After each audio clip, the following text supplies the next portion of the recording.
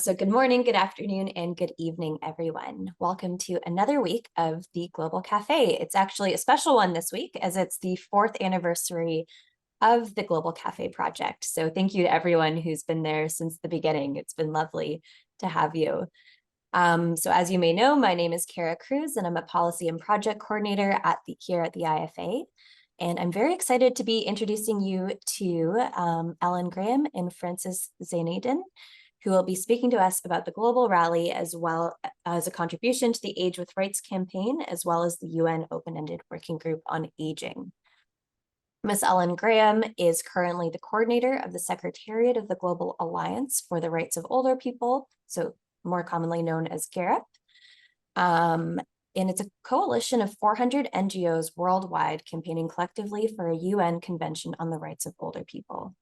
Previously, she has worked as an analyst for the UK government and a senior policy advisor for the New Zealand government as well. She was also an EU policy advisor managing HelpAge International's Brussels office for 7 years, influencing EU policy positions on the Sustainable Development Goals with respect to older age. With HelpAge and now the Global Alliance, she's been advocating for the rights of older people for almost 15 years and has participated in the UN Open-Ended Working Group on Aging since 2013. To turn to Francis. So Francis joined the United Nations, New York in 1970, initially in the Population Division of the Department of Economic and Social Affairs, and ended her career 31 years later as Deputy Budget Director of the United Nations Program Planning and Budget Division. Upon retirement, Francis joined the NGO community in order to further promote the ideals of the United Nations, with a specific interest in gender and aging issues. Her knowledge of the United Nations system, policies, and procedures has been particularly useful to the NGOs that participate in deliberations in intergovernmental meetings. So here at the IFA, we are so fortunate to have Francis here to guide us. So thank you both very much for joining us today. And before we learn more about the Global Rally and the Open-Ended Working Group, could you both just kind of share a little bit about how you came to be human rights advocates? So maybe Ellen, I'll let you go first. Okay, thank you. Thanks, Kira. And I can't believe it's 4 years ago since the Global Cafe started. I was at the very first few that happened. And so it's fantastic to be back. Thank you very much for the invitation. So in terms of my journey to kind of get to this point and being a human rights advocate today in this role, I think you've covered some of my journey already, Kira, but I studied economics with languages. And so a number of my earlier roles were focused on economic analysis and economic policy, but a couple of those roles were particularly focused on economic and social justice, and with a focus on communities that were facing marginalization and exclusion. And so that kind of focus on equality and inclusion was always a particular interest of mine from the very beginning. And then when I was fortunate to get the role working with HelpAge International in Brussels, I was much more involved there with international development aid and humanitarian aid. But of course, that's where I started to really get more directly engaged with human rights related debates and processes with respect to older people's rights, of course. And obviously that involved looking at the EU's position on the UN Convention and the Open-Ended Working Group on Aging process. I know we'll talk more about that later. But I became particularly interested in and passionate about the issue of human rights and older people's rights from that time. And in my current role, I'm obviously now completely focused on older people's human rights in our collective campaigning for a convention. So I coordinate and support our members around the world with their advocacy on this issue. And I think I would say that every day I feel, kind of motivated by and inspired by some of our incredible campaigners and the older campaigners across our network around the world. So I think it's really important we recognise their contributions to keeping our collective efforts and the UN processes moving. And I'm very happy to be here and to be working with all of these incredible colleagues, including Francis, one of our steering group members, obviously, who guides me as well. Thank you. Perfect. Thanks so much for that, Ellen. It was great to learn a little bit more about your background. Francis, would you be able to share a little bit about how it is you came to be here? Yeah, so it's a little bit simpler than Ellen's. And first of all, congratulations to IFA on the 4th anniversary. It's amazing. I too joined the meetings early, and it's wonderful to see the huge numbers that come to the IFA Global Cafes. So after retirement from the UN, which 23 years ago already, I joined the NGO committee because of my support of UN ideals as articulated in the UN Charter, which says partly to reaffirm faith in fundamental human rights, in the dignity and worth of the human person, in the equal rights of men and women and of nations large and small. And I firmly believe that.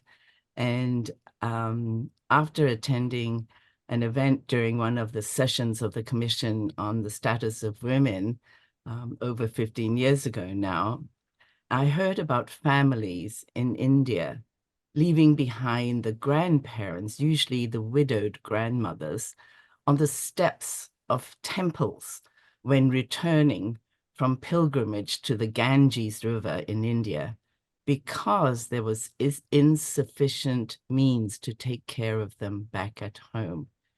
I was just horrified to hear that older persons, mainly older women, were left behind because the families couldn't take care of them. And I was very saddened by it all. I had attended the Commission on the Status of Women mainly because of my interest in gender equality for women and girls. But I was persuaded by one of the speakers at the event to join the NGO Committee on Aging in New York, the subcommittee on older women.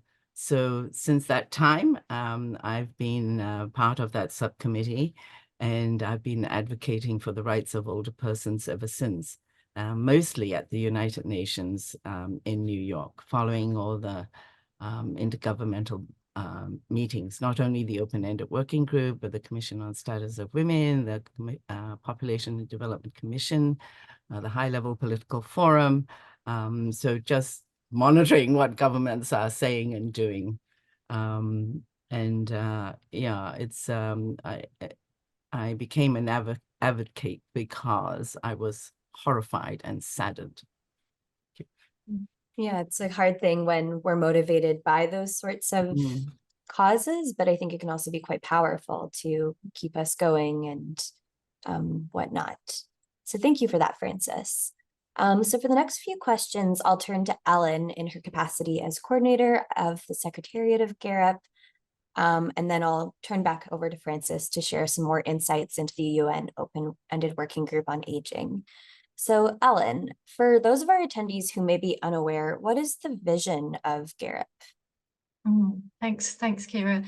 So I think the Global Alliance vision is quite simply that we seek a world in which older persons live free from discrimination and are able to fully enjoy their rights. And the mission our mission sets out how we want to achieve that. And that is by supporting and enhancing civil society's engagement at all levels, at national and international levels, on the need for a new international instrument on the rights of older persons, also known as a UN convention. And so we believe that our members believe that together a UN convention is the best way to address the gaps in the existing international human rights system by providing that universal minimum standard that would provide governments with the greater legal certainty and clarity around how to implement our existing human rights, but specifically in the context of older age. I know Francis will explore that more a bit later, but that's the sort of, I think, quite clear shared purpose of our membership, and it's what guides our work together. So the Global Alliance was actually created in 2011 as just after the open-ended working group on aging was established. So again, more on that later.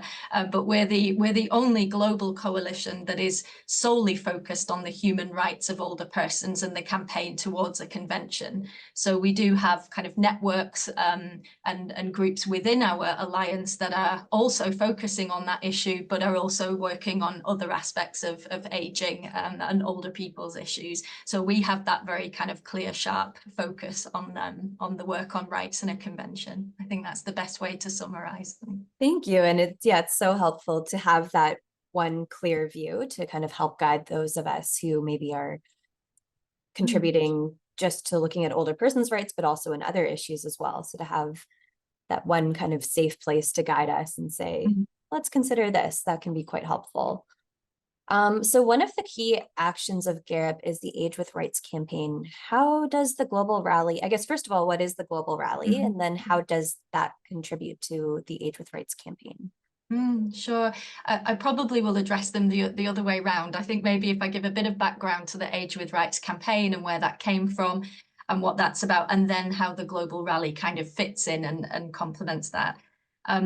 So the Age with Rights campaign it's a key component of our Global Alliance's work towards a UN convention. So it has its own particular approach, and the focus is really on kind of public and media awareness raising and mobilization. And that's with a view to building up, I guess, pressure at the national levels on governments to kind of step up and do more in this area. And that might mean openly voicing their support for a UN convention in the UN spaces, or it might mean playing a more active role and participating more actively in the processes as well. But the background to that is that when we established our Secretariat for the Alliance in 2017, and we were initially, I was initially very focused on building the capabilities of our members to engage in the UN processes and to contribute to some of the substantive debates on the different areas of human rights that were being discussed there. So, for example, we worked with IFA. In partnership with IFA, we organised a webinar series. So that was to sort of support our members to develop content to contribute to the UN discussions. And we set up technical and working groups for members to kind of connect between the annual UN sessions and work together and support each other. And we saw the positive impact of that through increased applications for NGO accreditations to the UN process, increased numbers of written submissions to the process, and also sort of higher quality submissions over time. And so I think our members made a big contribution to, the kind of development of the evidence base and the increased understanding of older people's rights that have been achieved through this process. But our steering group, our Global Alliance steering group, also recognized, and especially during the COVID period, that all of this evidence and these strong sort of technical arguments in support of a convention on their own didn't seem to be enough to be kind of moving governments and sort of achieving that more concrete progress, because I guess it's a complex political process as well.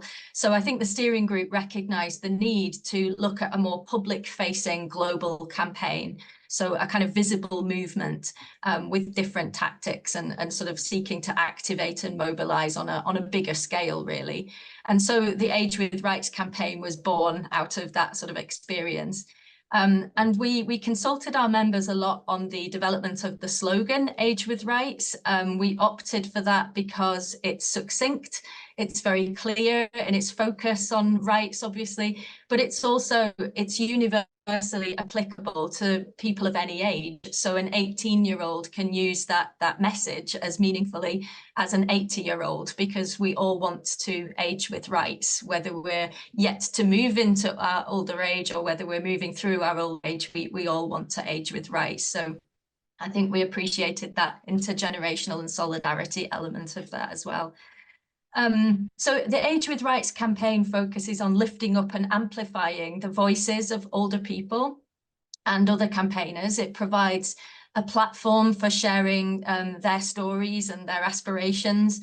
And we do that in different ways. There are, for example, I think now hundreds of short campaign videos on our YouTube channel that people from all around the world have submitted as contributions to the campaign. And we also have, and we continue to, where we can, directly fund the participation of older people in the UN meetings that are taking place in New York, and also the Human Rights Council in Geneva. It's also an attempt for us to kind of make the whole advocacy around a UN convention more accessible and easier to digest for members of the public or people who are not necessarily, you know, kind of immersed in some of these UN discussions all of the time, like us. And I think the other thing to note about the campaign is that it's provided us with a really useful framework for kind of building partnerships, new partnerships and alliances with other networks and other human rights constituencies, so that we can broaden support for our goal. We can take the Age with Rights message into other places and forum. And we can also enhance our own understanding of intersectional discrimination, looking at how age might intersect with gender or disability and other forms of discrimination. So I think it's helping us to make those connections and learn as well. And so the Global Rally is a key initiative of this campaign. It's an important moment in the calendar year, because it's organised quite deliberately about 5 or 6 weeks ahead of the annual UN Open-Ended Working Group on Ageing session. So although we know that sort of year-round national campaigns and advocacy really delivers impact, that timing of this particular campaign moment is really crucial, because it's the advocacy window where we can really engage governments in their preparation for the session, and we can encourage them and use campaign actions to try and influence their participation and their positions. So the timing is kind of close enough to the session to enable us to maintain momentum going into the meeting in New York, but it also leaves sufficient time for governments to respond and to plan their participation and send their instructions to the permanent missions that they have based in New York. And so the rally consists of quite a variety of diverse and different campaign actions in different locations around the world. So yeah, all kinds of countries in all regions really, that take place over a week-long period of action. So the Global Rally, as with the campaign, is open to any stakeholder that wants to show their support for the campaign and to get involved. And you can organise an activity or an event, sort of whatever makes sense for that organisation in their context and with respect to their own sort of mandates. And so there's just so many different ideas and a real spike in kind of campaigning activity at that time. So last year, the rally reached an estimated 2.8 million people online, and over 10,000 people interacted directly with the campaign in some way on social media. So this year's rally, it's now very close. It starts on the 8th of April and it will run to the 14th of April. And we're hoping that it will be at least as big again, if not even bigger. And I'm looking forward to seeing some of the different activities and some of the impact. This year, we also introduced an online petition on the change.org platform that calls for a UN convention. We're going to keep that open throughout this year, I believe, and it's sort of steadily growing. But we need many more signatures to sort of have the biggest impact that we can. So I would urge as many of you as possible to sign the petition and share and encourage others to do so as well. So I hope that was a good sort of bit of background there, Kira. That was excellent. Thank you. And I'll ask my colleague Luana to also share the link to the petition. I see it's just in the chat now. So please do sign it and share with others, because it really is so critical.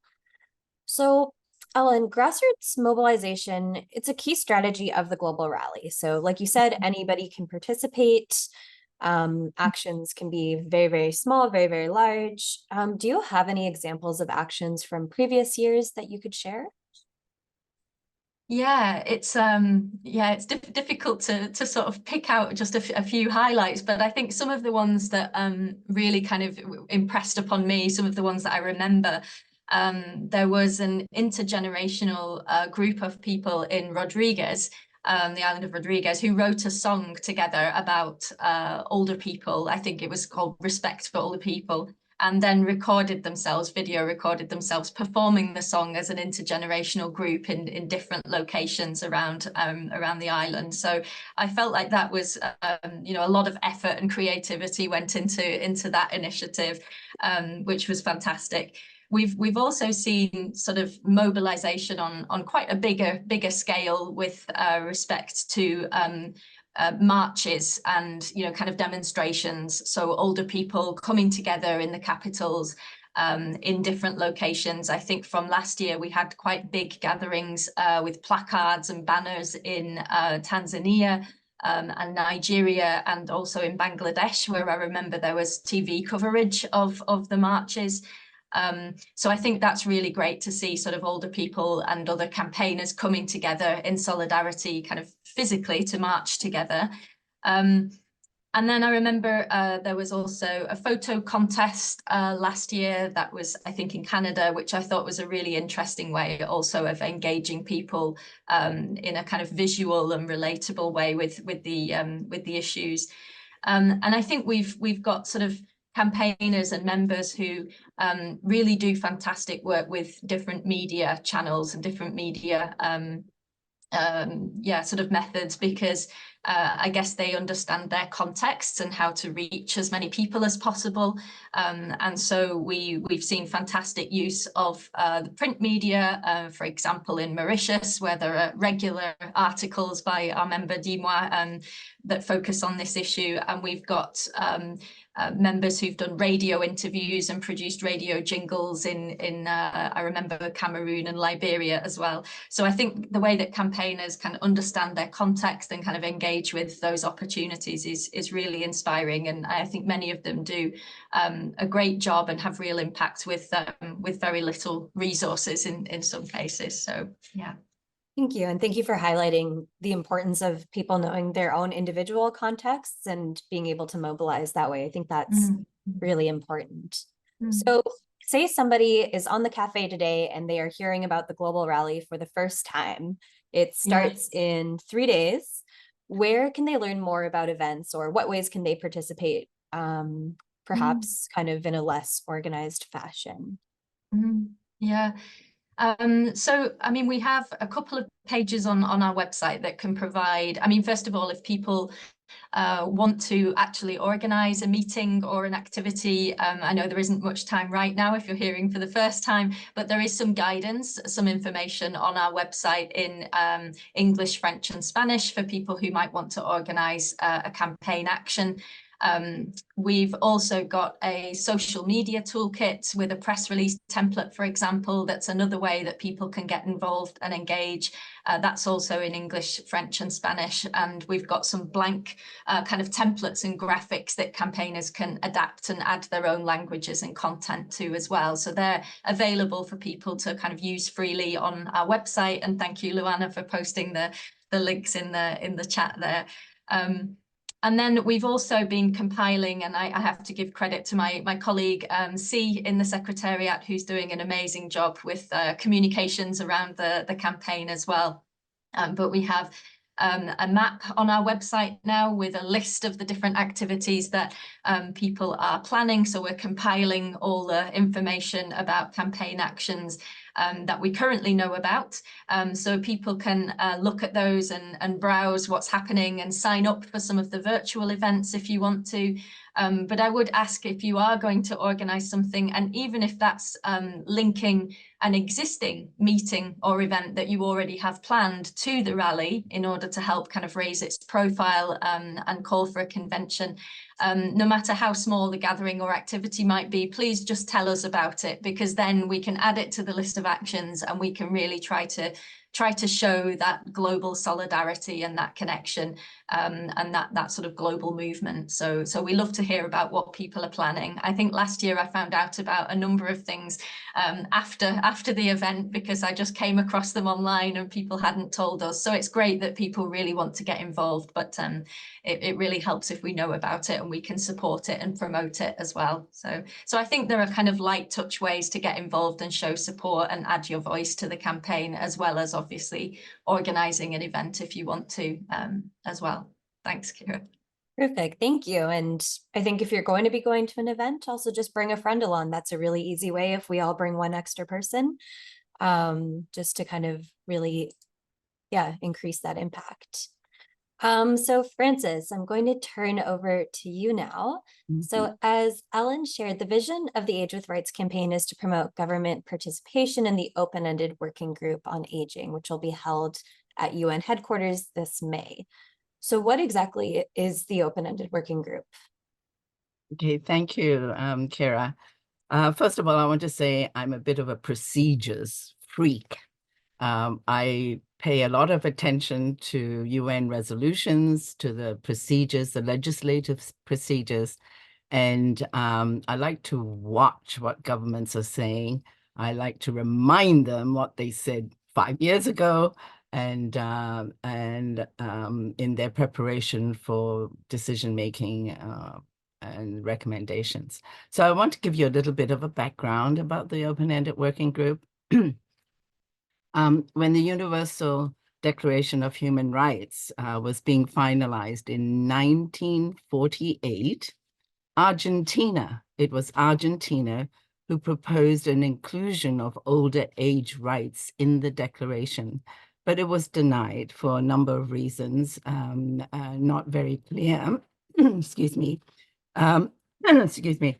The issue was passed, the issue on aging was passed on to the Economic and Social Council, which is one of the principal organs of the United Nations, which continues to this day to provide, through its Functional Commission for Social Development. It's one of a number of functional commissions of the Economics and Social Council, the Commission for Social Development, which provides overall direction and guidance for the work of the United Nations in aging issues. Over the years, a number of significant events occurred on aging issues. The Vienna International Plan of Action on Aging in 1982, the Principles of Older Persons adopted by the General Assembly in 1991, and the Madrid International Plan of Action in 2002.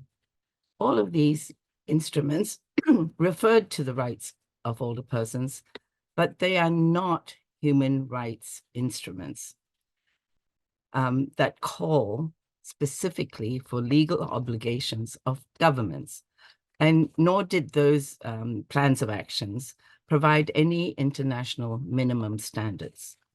There were 2 reports by the Secretary General in 2008 and 2009, which called for a comprehensive international instrument to protect the rights of older persons. In 2010, on the basis of those reports of the Secretary General, the General Assembly decided to establish an open-ended working group, and that was the beginning of it, to consider, and I quote, the existing international framework of the human rights of older persons by identifying possible gaps and how best to address them, including by considering the feasibility of further instruments and measures. The open-ended working group has now met for 13 years and has still not decided whether or not there should be an international legal instrument to protect the rights of older persons. There are 9 human rights treaties, the Convention on Economic, Social, and Cultural Rights, the Convention to Eliminate All Discrimination Against Women, the Convention on the Rights of the Child, the Convention on for the Rights of Persons with Disabilities, etc. And it was determined by the Secretariat. I'm sorry. No worries. that those international legal instruments, those human rights instruments, were not adequate. There were gaps. They were not adequate in addressing the rights of older persons. So upon establishing the open-ended working group, which is chaired by Argentina, it was found that there wasn't, immediate response to the proposal to have a convention.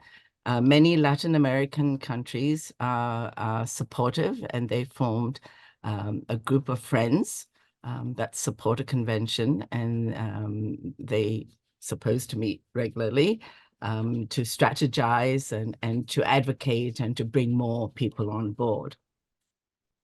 The chair at the time decided that because there were so many who remained unconvinced, that one way to bring them on board was to have focus areas to discuss.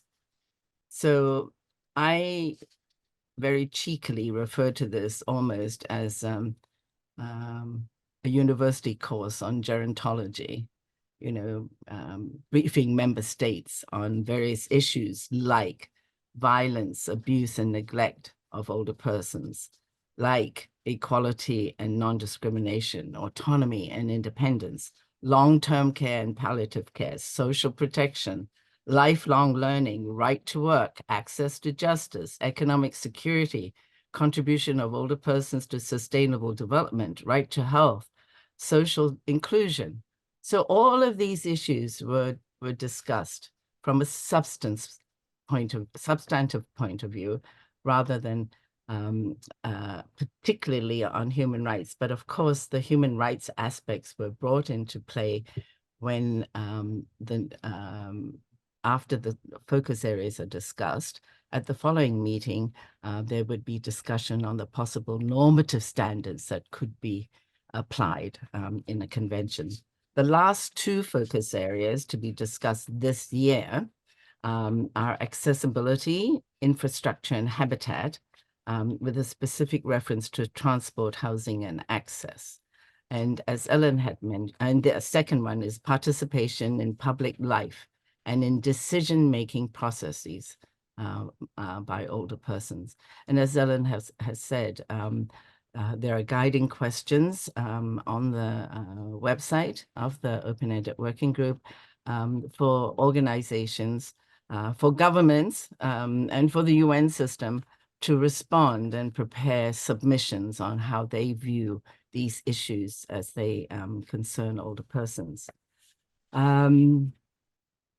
At the same time as all of this is going on, the Human Rights Council in Geneva appointed an independent expert to assess the implementation of existing instruments with regard to older persons.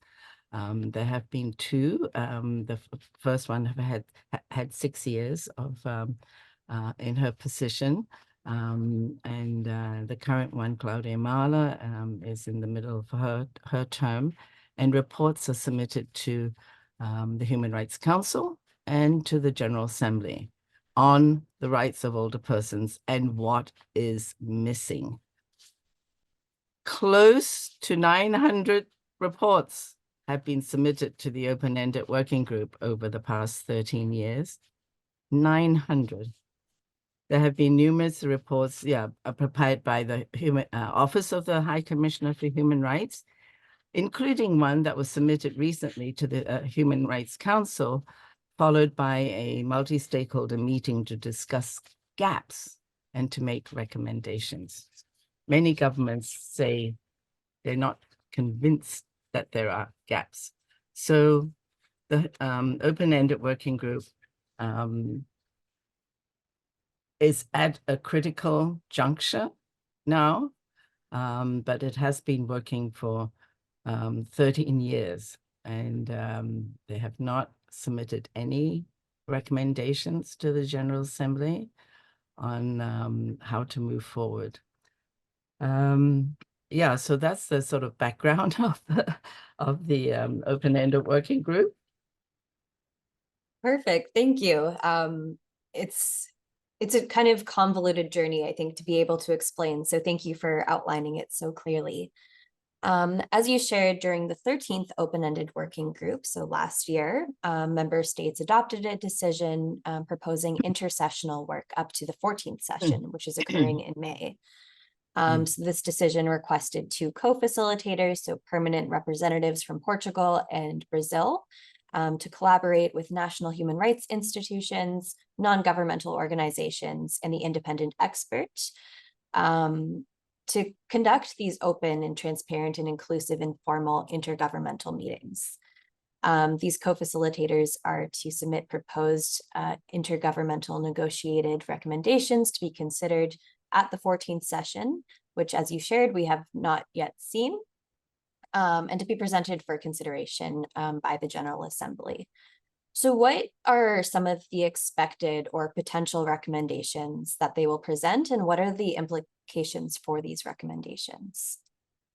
That's the $64,000 question. Okay, so just to recap a little bit, and I want to say that NGO participation has had an impact on the discussions of the open-ended working group.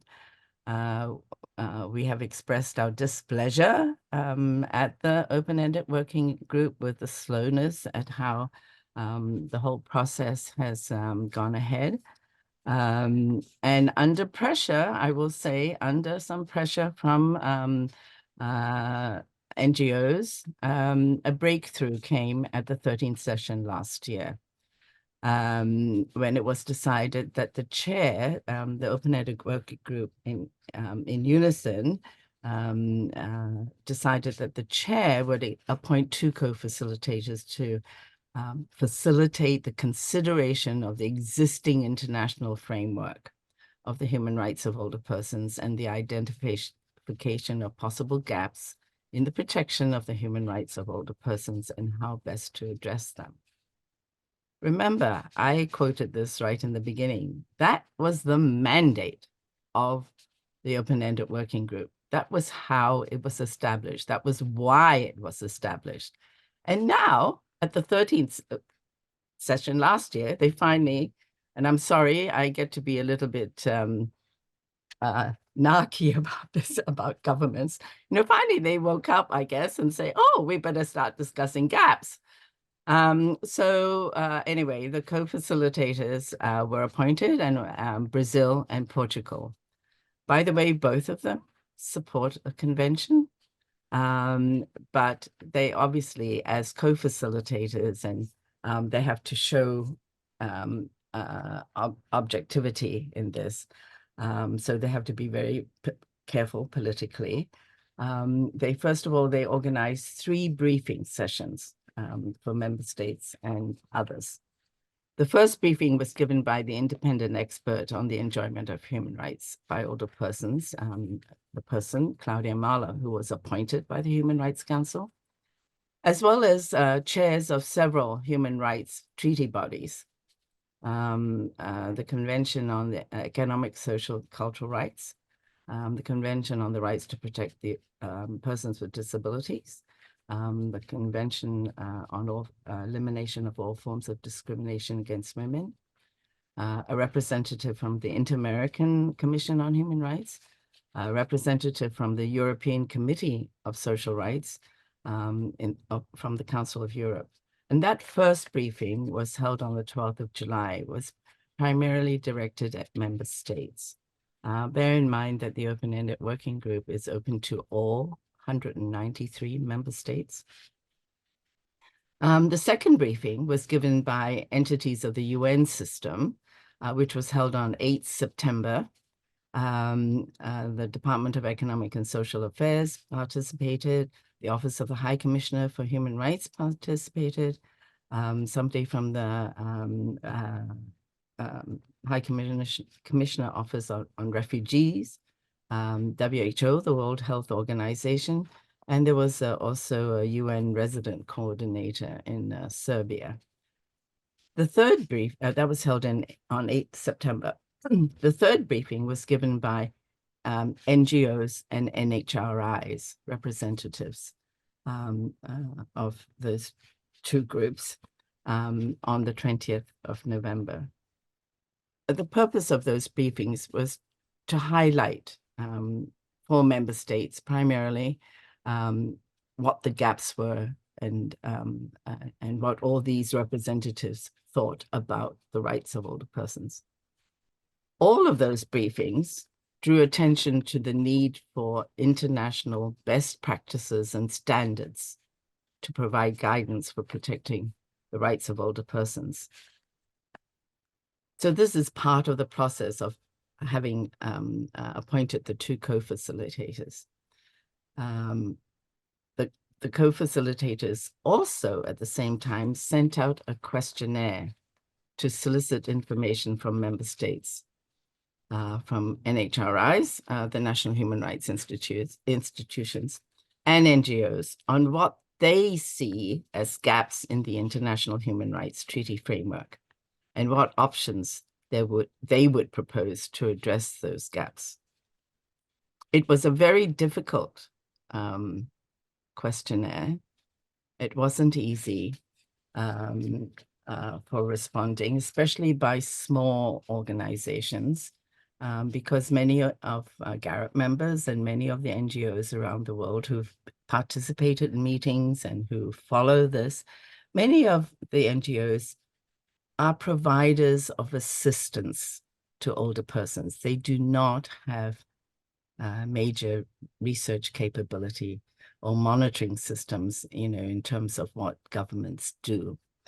Nevertheless, there were 36 member states that responded, which is very low out of 193, 11 of which clearly support a convention.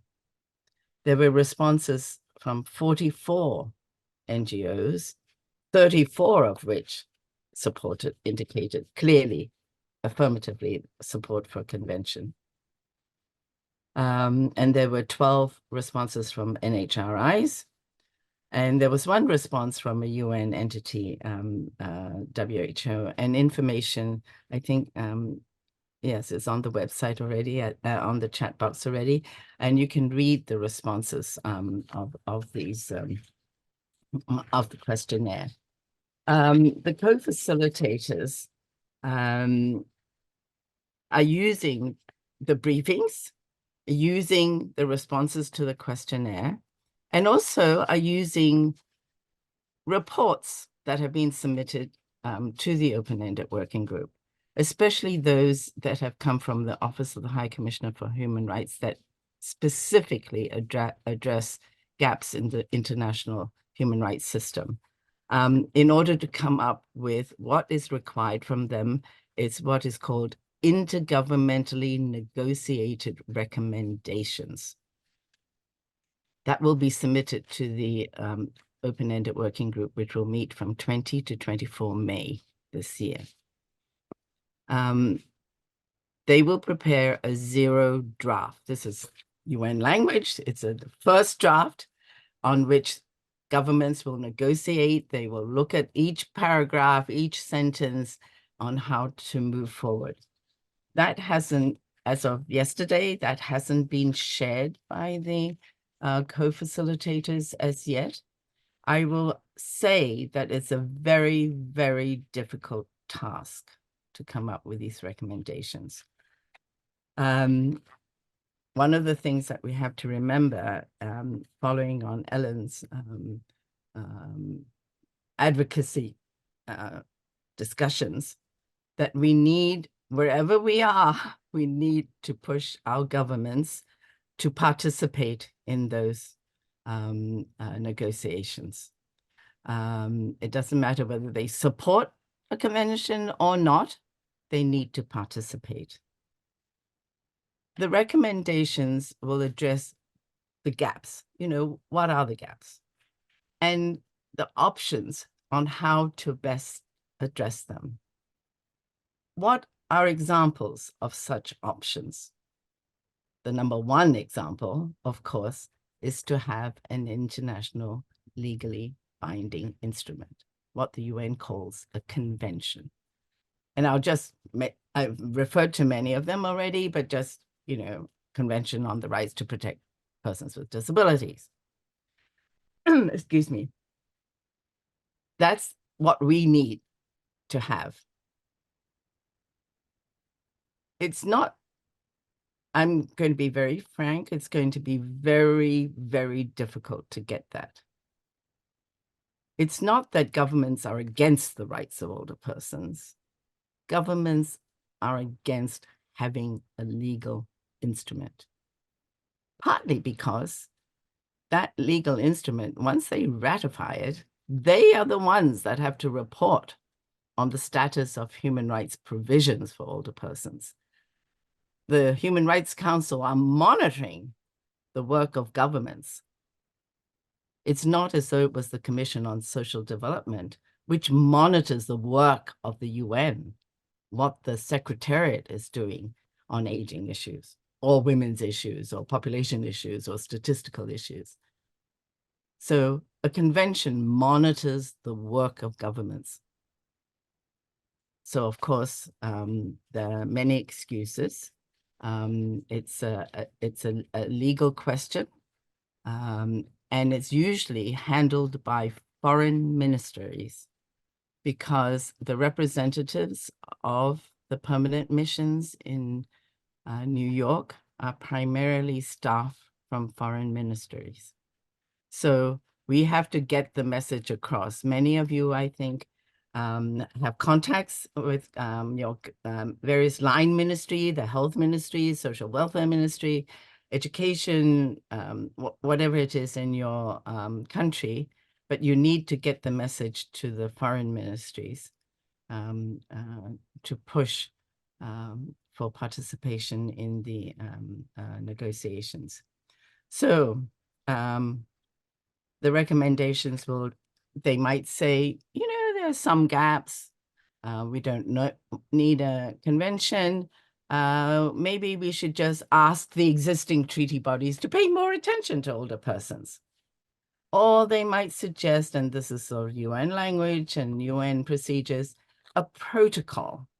A protocol is an instrument legally binding, which is sort of like an addendum to an existing treaty.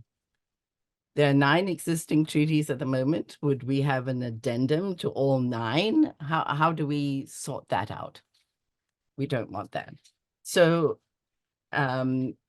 or they can suggest a declaration, which is not legally binding, the declaration on indigenous peoples, for instance.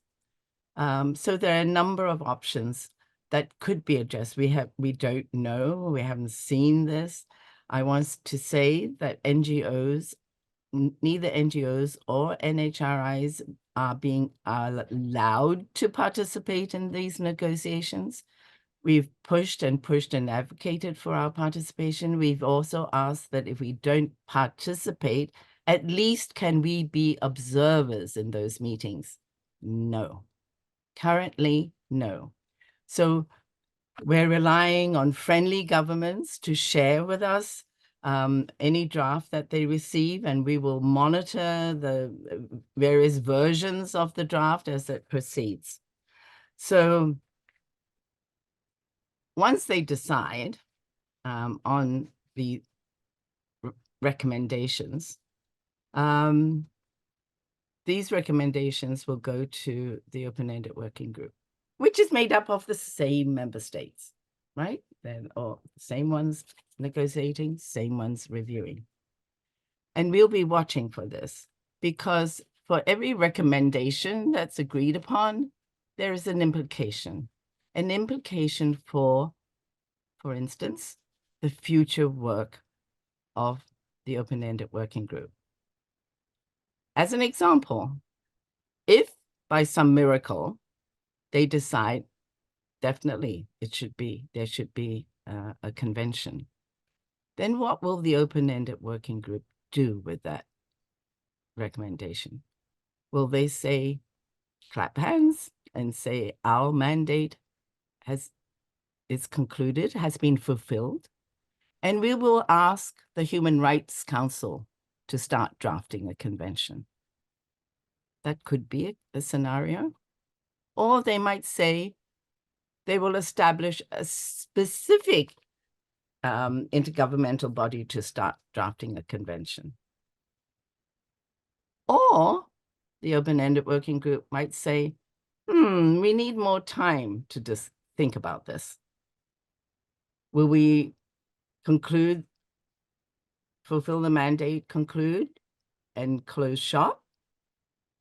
Will we need another session to discuss further? There is some talk that, and governments are famous that if they can't agree and it's a require, they like to have consensus on everything. If governments can't agree, very often they ask for another report from the Secretary General, or they will delay. There has been talk that they might add an additional, there have been 14 focus areas. They might add an additional couple of focus areas. We do not want more focus areas. I've actually mentioned to a number of member states, I said, we don't want to see more focus areas unless you're going to have a focus area that says the impact of outer space debris falling on older persons. We might think about that, but we've covered everything else that needs to be covered. We do not want more focus areas. So there are a number of scenarios, and we're going to be watching very, very closely on that. But of course, we need to see the recommendations first, right? Before we know how to deal with the scenarios. So they might defer discussions. They might create a new body. They might pass it on to Human Rights Council. So there are a lot of ifs that are going to take place, but we will monitor. Thank you for that, Francis. So we're unfortunately running quite short on time. Yes. So first of all, yes, no more focus areas. 900 pages of reports seems to be enough, I would say. And I just want to bring attention to the chat. The IFA has created letters that individuals can send to their governments. You mentioned their foreign ministries specifically. So there are draft letters that you can fill in with the details of your governments, and we have already provided details for Canadian and Australian politicians. So please do check those out and share with your governments as well to really call for their participation at the open-ended working group. So we have a question in the chat from Shmuel. So Shmuel regularly attends our sessions. And he is asking about the idea of aging with rights. How does this support the improvement of social well-being of older persons, specifically in low-income countries in Africa, Asia, and Latin America? So I'm not sure, Ellen, if you want to get this one, or Francis. I can answer a little bit first. I want to stress that there are many governments that have amazing programs for older persons. There's no doubt. There are a number of countries in Europe. The United States, for instance, has wonderful programs for older persons. And in Australia, not too bad. What we want governments to view older persons as human rights holders and not merely as beneficiaries of medical rehabilitation. We want to talk about human rights. I want to say it took a convention, CEDAW, in 1979 to put the world on notice to condemn discrimination against women and to the need to protect their human rights. It took a convention in 1989 to put the world on notice that children have rights which must be protected. And it took a convention in 2006 to put the world on notice that persons with disabilities have rights which must be protected. That's what a convention does. It affects all those people, but it affects every other human being as well.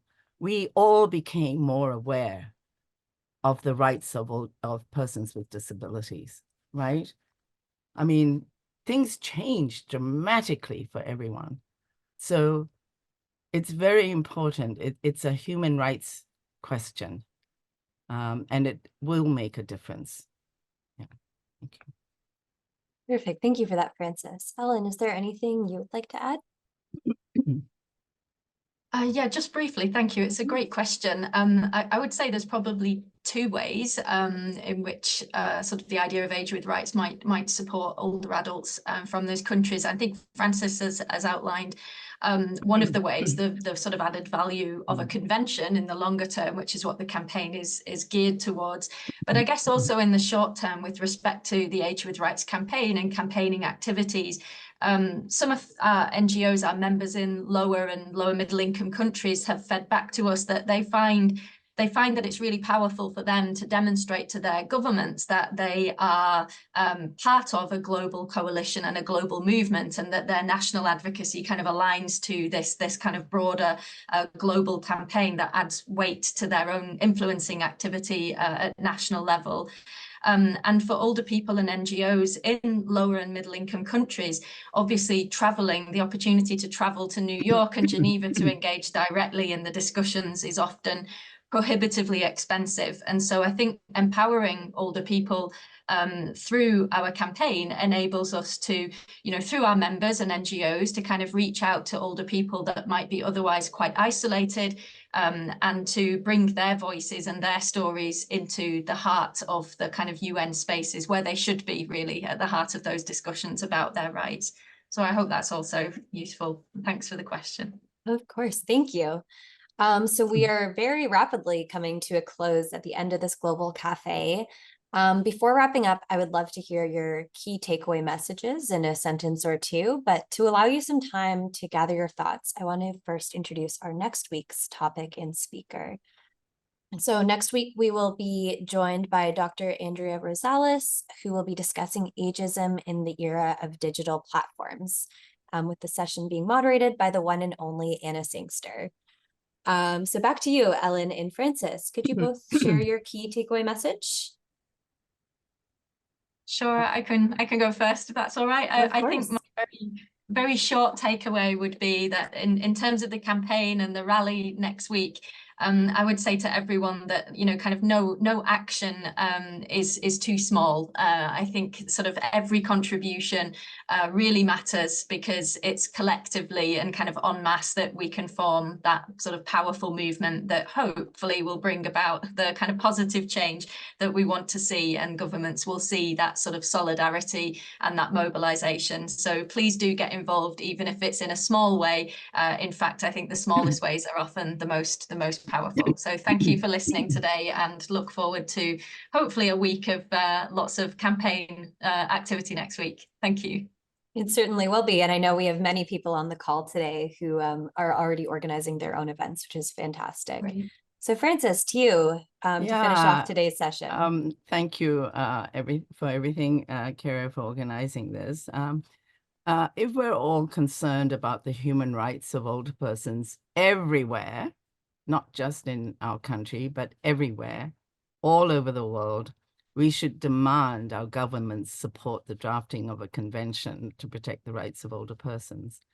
And immediately ask everyone, your friends, your family, children, grandchildren, whoever, to sign the Garrett petition, please. It's set up so that individuals can sign. You don't have to wait for your organization's clearance to sign. So as an individual, please, please, please sign the petition the minute you get off this webinar. Thank you. Perfect. Thanks so much, Frances. And I've put it back in the chat as well, and it'll be on our social media following this session. So thank you again, everyone, for another great week of the Global Cafe, and a special and very grateful thank you to Ellen and Francis for joining us today and providing us with such a accessible and great introduction to the open-ended working group and the global rally. And I know it's a very busy time for the both of you. So please do make sure to sign Garrett's petition with the link in the chat, and an additional thanks to all of my wonderful colleagues at the IFA. So have a wonderful weekend and take care.